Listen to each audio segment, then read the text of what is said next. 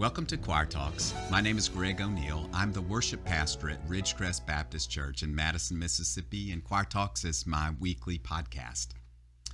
Honey from a rock. That sounds crazy, doesn't it? That comes from a scripture that I want us to look at today. It's Psalm 81. The artist who wrote the song that we know as Psalm 81 must have been singing the Bible's first recorded song, which is the Song of Moses, found in Deuteronomy 32. That's the song that Moses composed as he looked back at God's deliverance of the people of Israel out of Egypt, and specifically how he led them through the Red Sea. The writer of Psalm 81, writing hundreds of years later, uses some of that same language, and he has that same picture in mind. This psalm was probably written for the Feast of Tabernacles, which is the feast that the Hebrew people used to celebrate God's bringing them through the wilderness. The psalm writer was definitely thinking about how God brought those Hebrew people out of Egypt, and thinking about God as Jehovah Jireh, the God who is our provider.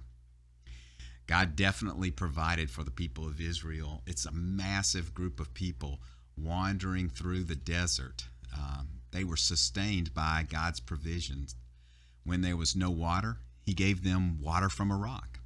When there was no food, he gave them manna, or bread from heaven. When there was no meat, he gave them quail. He led them by his cloud by day and by a pillar of fire by night. He made their clothes and their shoes not wear out.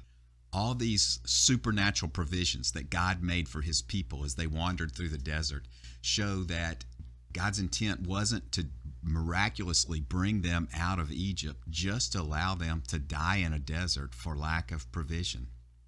And so as Psalm 81 reflects back on that, the Lord speaks directly into that psalm, and he says this in verse 10. I am the Lord your God who brought you up out of Egypt. Open wide your mouth, and I will fill it.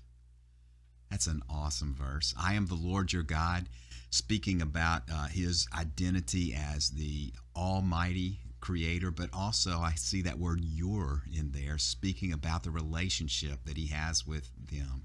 He says, I am the Lord your God who brought you out of Egypt, reminding them of the miraculous past that he's shown them. And then he says, so open wide your mouth and I will fill it. The great preacher Spurgeon said, are you growing conscious of your own power? If so, pray against it with all your might. A much better thing is to become conscious of your own weakness. You will not open your mouth wide if you do not realize how weak you are. If you feel that you're strong, you will cease crying out to God for strength.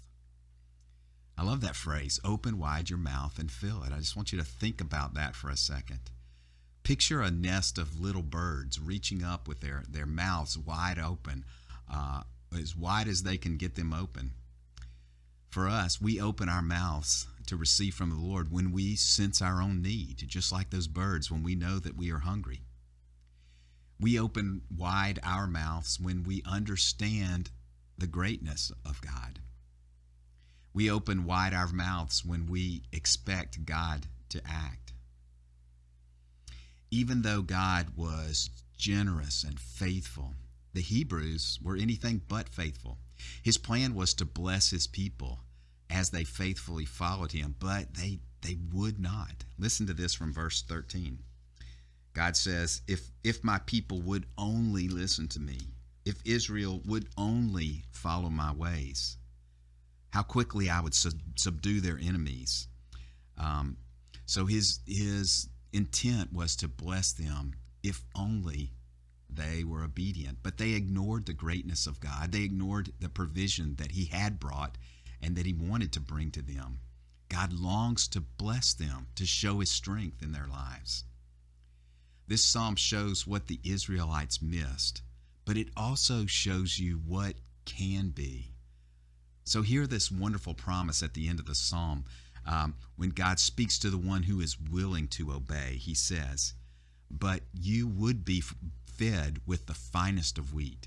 With honey from the rock, I would satisfy you.